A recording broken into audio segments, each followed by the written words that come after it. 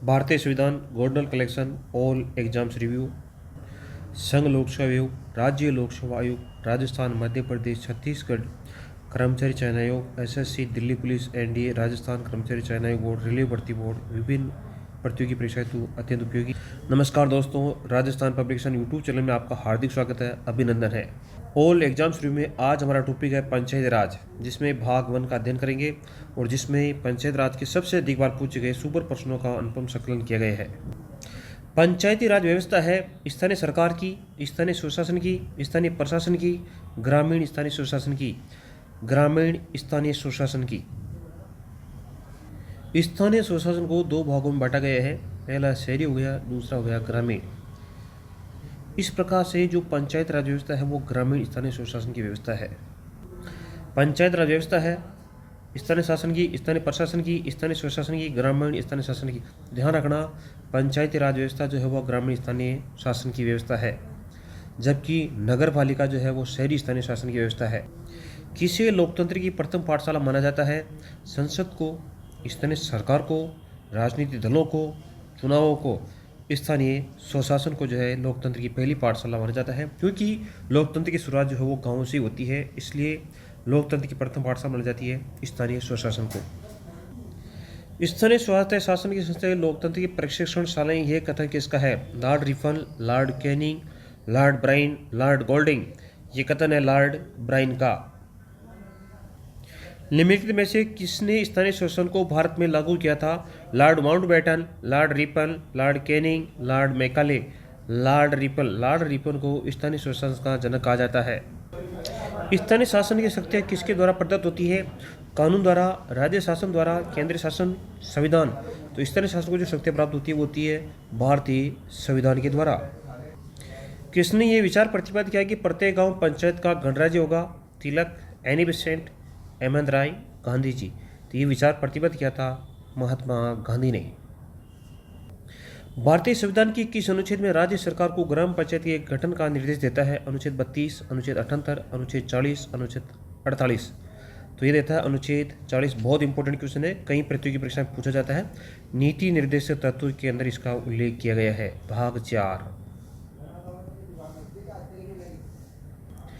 संविधान की किस भाग में ग्राम पंचायतों के स्थापना की बात कही गई है? भाग 3, भाग 4, भाग 5, भाग 6। बहुत अच्छा प्रश्न है। भाग 4, अनुच्छेद 40 नीति निर्देशक तत्व में पंचायतों के गठन के बारे में वर्णन किया गया है। तो भाग पूछे तो 4, और किस में किया गया? नीति निर्देशक तत्व में किया गया है। भारतीय संविधान के किस भाग के अनुसार पंचायत राज प्रारंभ किया गया? प्रथम भाग, द्वितीय भाग, तृतीय भाग, चतुर्थ भाग? चतुर्थ भाग। भारतीय संविधान की किस भाग में पंचायतों से संबंधित व्यवस्था है? भाग 1, 9, 9A, 9B। भाग 9 में इसका वर्णन किया गया है। भारत में लोकतांत्रिक विकेंद्रीकरण इंगित करता है पंचायत राज की स्थापना, सत्ता का अंतरण, ग्रामीण योजना की शुरुआत, इनमें से कोई नहीं। पंचायती राज की स्थापना जो है लोकतांत्रिक विकेंद्रीकरण की संकेत करता है, इंगित करता है। पंचायत राज जिस सिद्धांत पर आधारित है वह है विकेंद्रीकरण, असंघीकरण, लोकतांत्रिक विकेंद्रीकरण, लोकतांत्रिक केंद्रीयवाद। लोकतांत्रिक विकेंद्रीकरण पर जो है पंचायत राज सिद्धांत आधारित है। पंचायत राज विषय संबंधित संविधान की किस सूची के अंतर्गत आता है? संघ सूची, राज्य सूची, समवर्ती सूची, उपयुक्त में से कोई नहीं। तो पंचायत राज विषय है वो राज्य सूची का विषय है, जिसमें राज्य सरकार कानून बना सकती है। पंचायत राज का मुख्य उद्देश्य है कृषि उत्पादन बढ़ाना, रोजगार बढ़ाना, लोगों की राजनीतिक जागरूकता बढ़ाना, लोगों के विकासमूलक प्रशासन में भागीदारी के योग्य बनाना। तो सही आंसर इसका लोगों को विकासमूलक प्रशासन में भागीदारी के योग्य बनाना। राजस्थान में पंचायत राज व्यवस्था की कितने स्तर वाली है? एक स्तरीय, द्विस्तरीय, त्रिस्तरीय, चतुस्तरीय, त्रिस्तरीय। जिला स्तर पर जिला परिषद, खंड स्तर पर पंचायत समिति और ग्राम स्तर पर ग्राम पंचायत। बहुत अच्छा प्रश्न है। राजस्थान में 33वें 34वें संविधान संशोधन अधिनियम के लागू होते समय राज्य के मुख्यमंत्री कौन थे? हरदेव जोशी, शिवचंद्र माथुर, भैरव सिंह शेखावत। राष्ट्रपति शासन, तो उसमें मुख्यमंत्री थे हमारे भैरव सिंह शेखावत। 1992 में संविधान संशोधन था, उसमें राज्य के मुख्यमंत्री थे भैरव सिंह शेखावत। पंचायत राज ढांचे में शामिल है ग्राम स्तर पर ग्राम सभा, ग्राम पंचायत, खंड स्तर पर पंचायत समिति, जिला स्तर पर जिला परिषद। उपयुक्त सभी बिल्कुल सही है। देखो, जिला स्तर पर जिला परिषद होती है, खंड स्तर पर पंचायत समिति होती है और ग्राम स्तर पर ग्राम पंचायत होती है। भारत में निम्नलिखित में से कौन सी लोकतांत्रिक विकेंद्रीकरण के पश्चात पंचायत संस्थाओं की त्रिश योजना में सर्वोच्च निकाय सबसे ऊंची है? ग्राम सभा, ग्राम पंचायत, पंचायत समिति, जिला परिषद। तो सबसे ऊंची है वो है जिला परिषद।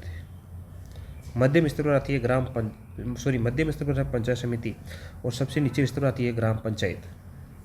ग्राम पंचायत का सचिव कौन होता है? पटवारी, सरपंच, उप सरपंच, ग्राम सेवक। ग्राम सेवक। ग्राम पंचायत में सरकारी अधिकारी कौन होता है? प्रधान, ग्राम पंचायत सचिव, ग्राम सेवक, मुख्य कार्यकारी, सरपंच। तो ग्राम पंचायत में सरकारी अधिकारी होता है ग्राम सचिव। ग्राम स्तर पर लगान वसूल करने का कार्य करता है, बहुत अच्छा प्रश्न है, सरपंच, पटवारी, गांव का मुखिया, ग्राम सेवक। पटवारी लगान वसूल करने का कार्य। मनरेगा कार्यक्रम का क्रियान्वयन किसके द्वारा किया जाता है? पंचायत है, स्वयं से संस्था है, तहसील है, सरकारी स्कूल है।